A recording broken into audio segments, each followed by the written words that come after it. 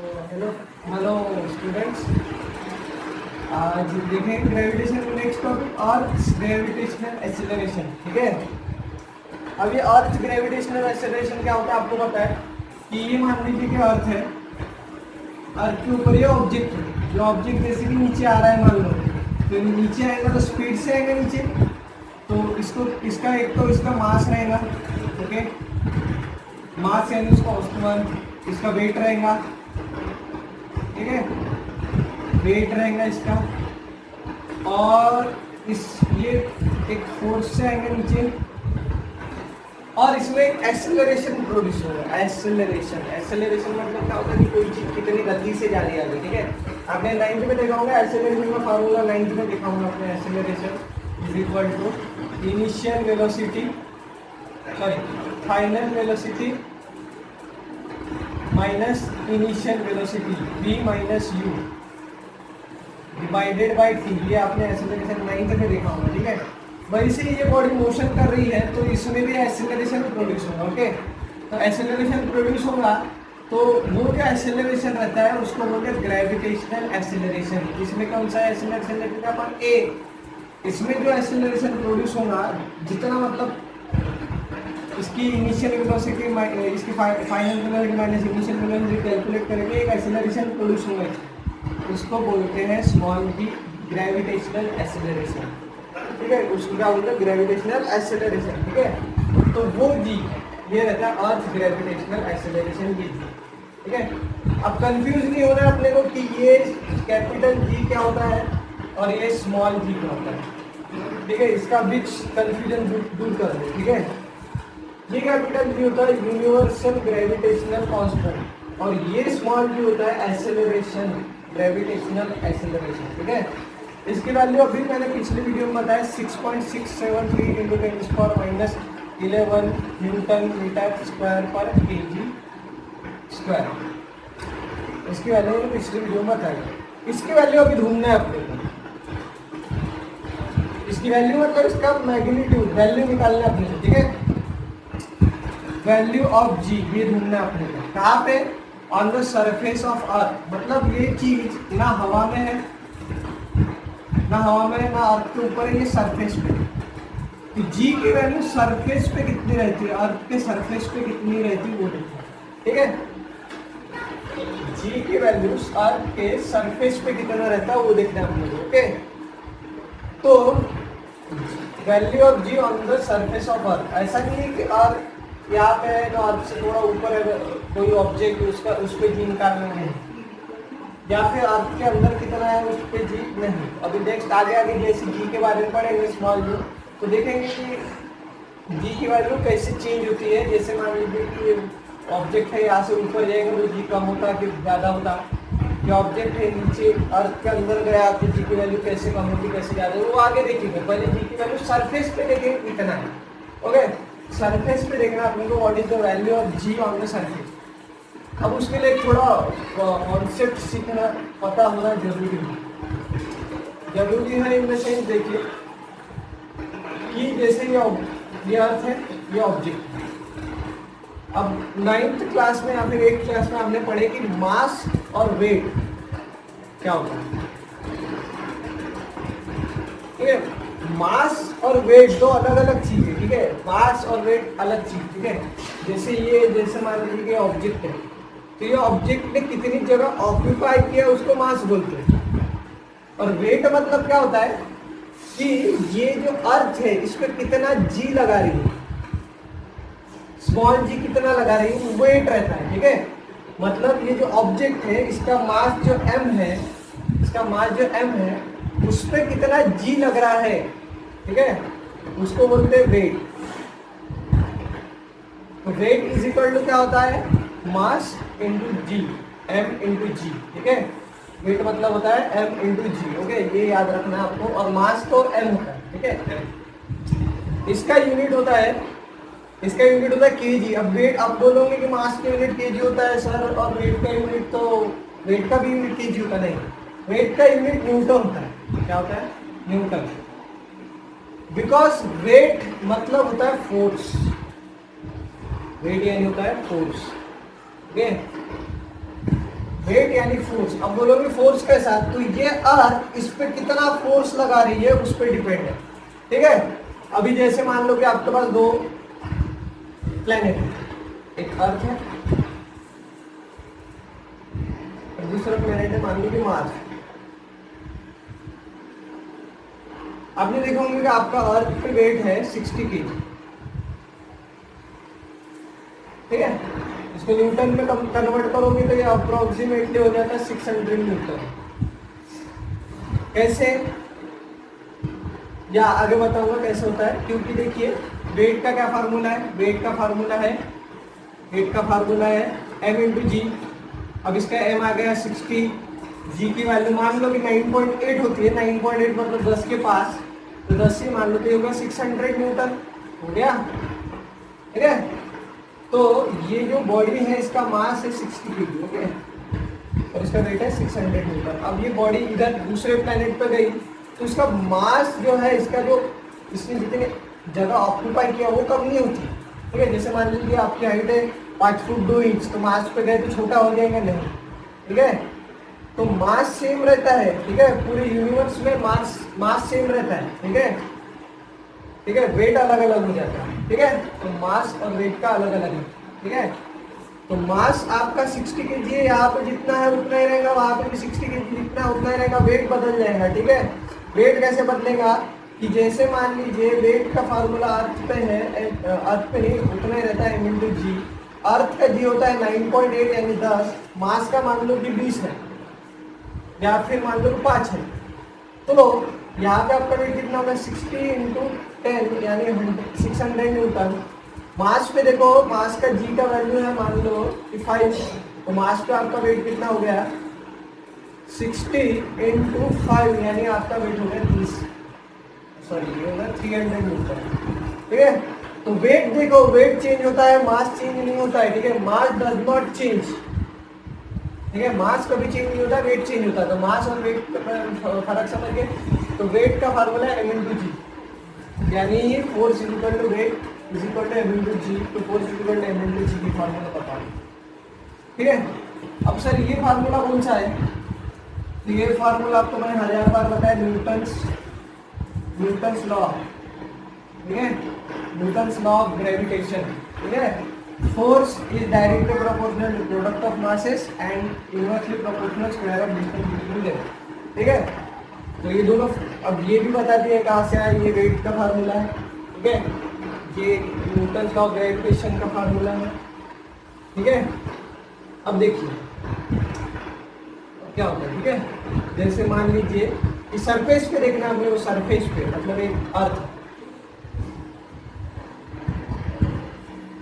उसके सरफेस पे एक बॉडी, अब ये ऑब्वियस है अर्थ बड़ी रहेंगी, वो जो चीज रहेंगी वो छोटी रहेंगी, तो इसका मास स्मॉल m रहेगा।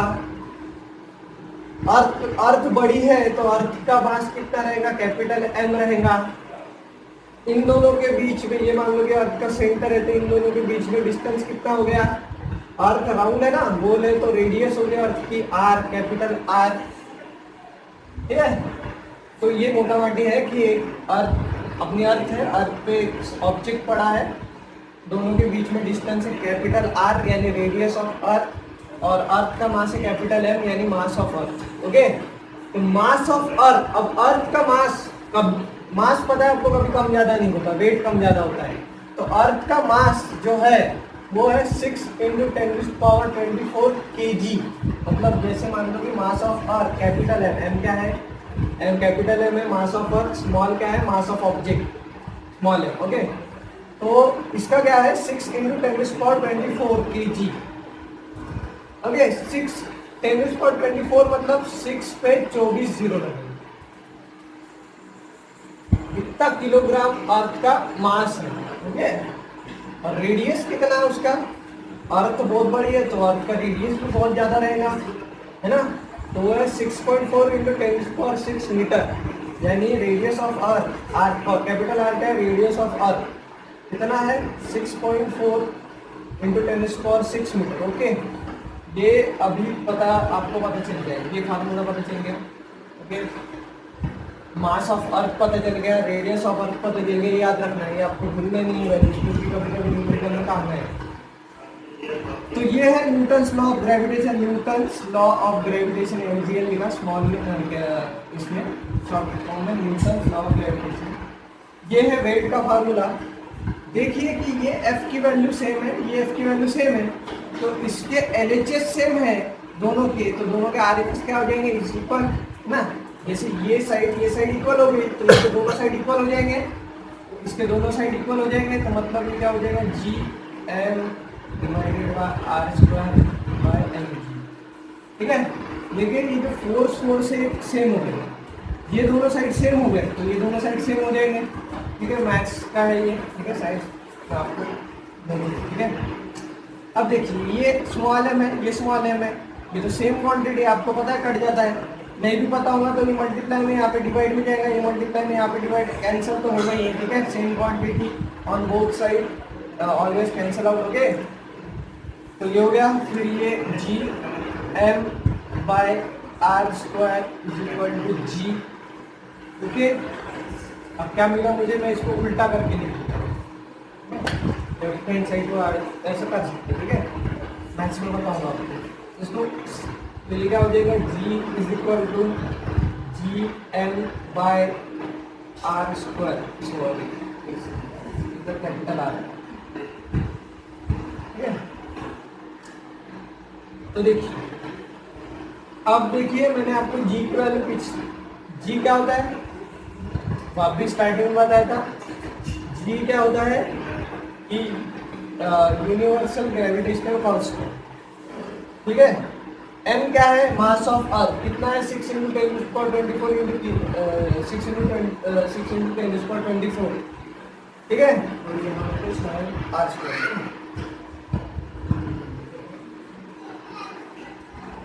ठीक है, तो G कितना होता है, मैंने बताया आपको 6.673 × 10⁻11 newton metre square kg inverse square, ये होता है। M क्या होता है, mass of earth 6 × 10⁻24 kg divided by R क्या होता है, 6.4 × 10⁻6। ठीक है, अब R कितना था, 6.4 × 10⁻6, उसका स्क्वायर है।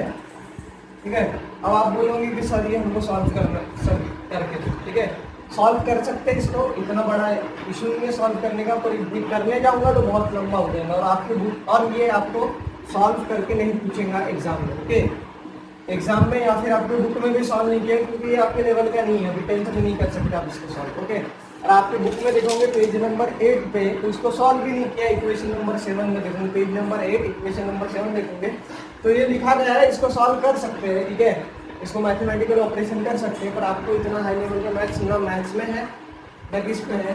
तो एग्जामिनर ने बुक ने क्या किया है, इसका डायरेक्ट आंसर निकाला है, इसको सॉल्व करके, जो कि आपको नहीं करना है, एग्जाम में भी नहीं पूछेंगे क्योंकि इतना बड़ा पेपर ही नहीं रहता है। ओके, और इतना टाइम रहता ही नहीं एग्जाम, तो इसको कभी पूछेंगे नहीं सॉल्व करके।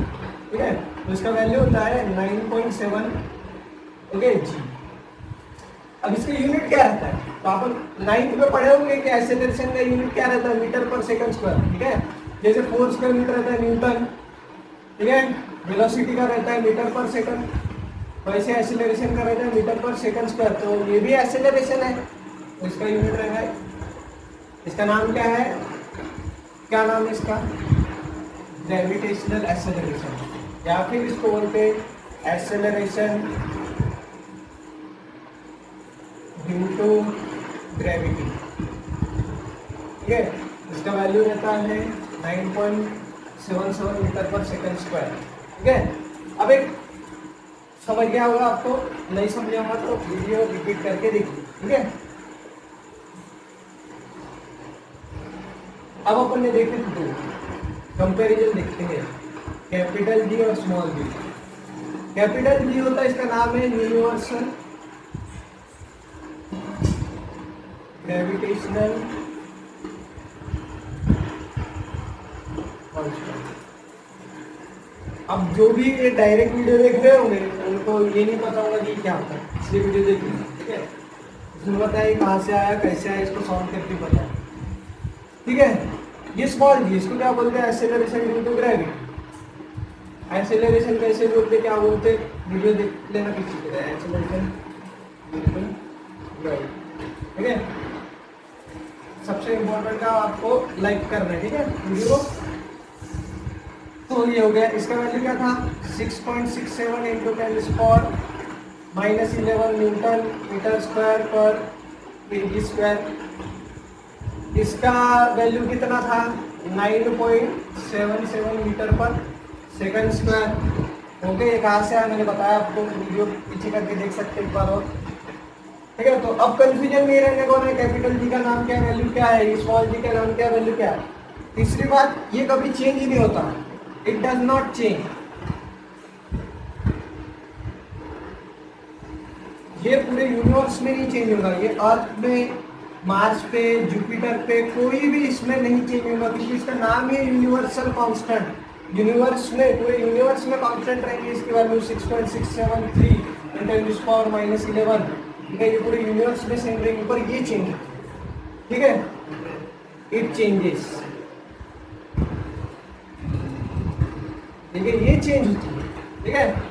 अब इसके नेक्स्ट वाला टॉपिक, अब ये तो कांस्टेंट है, आपको पता है, ये वैल्यू रट लेना है, ये तो कभी चेंज नहीं होगी। बस अब नेक्स्ट टॉपिक यही है, ठीक है, चेंज इन वैल्यू ऑफ जी की। जी की वैल्यू कब 9.8 रहती है, कब 10 हो जाती है, कभी 7 हो जाती है, ये चेंज होती रहती है। 9.7 तो क्या है, सरफेस पे है 9.7, ठीक है, 9.77 मीटर। अब अगर मैं इसको नीचे कर दूंगा तो चेंज हो जाएगी, ऊपर कर दूंगा तो चेंज होगा। ऑब्जेक्ट जैसे जैसे ऊपर जाएगा वैसे वैसे हल्का होता है, पता है ना, ठीक है। तो वैल्यू ऑफ जी चेंज होती रहती है, ठीक है। तो ये ही नेक्स्ट टॉपिक अपना क्या है, वेरिएशन ऑफ जी। ये वैल्यू वेरी होती है, वेरिएशन आता है इसमें, इसलिए नेक्स्ट टॉपिक है वेरिएशन इन वैल्यू ऑफ जी। तो याद रखना है, ये कांस्टेंट है, इसको अब ये खत्म हो जाएगा, अब इसका कोई जिक्र नहीं। अब बस ये है कि इसका नाम, इसका वैल्यू, अब ये वैल्यू चेंज होता है तो देखेंगे अकॉर्डिंग टू कैसे चेंज होता है नेक्स्ट।